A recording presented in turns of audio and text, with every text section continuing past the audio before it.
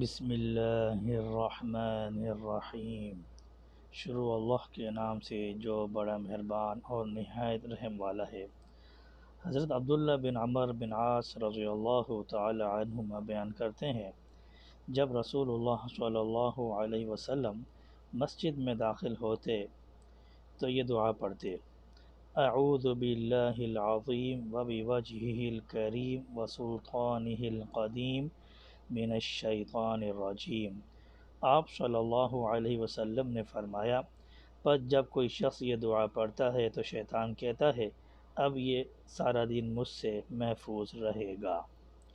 حضرت ابو ذر رضی اللہ تعالی عنہ بیان کرتے ہیں، میں نے عرض کیا اللہ کے رسول صلی اللہ علیہ وسلم، روئے زمین پر سب سے پہلے کون سی مسجد تعمیر کی گئی؟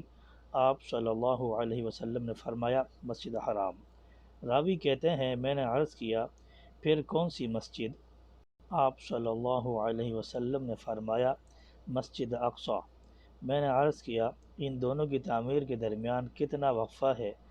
آپ صلی اللہ علیہ وسلم نے فرمایا 40 سال۔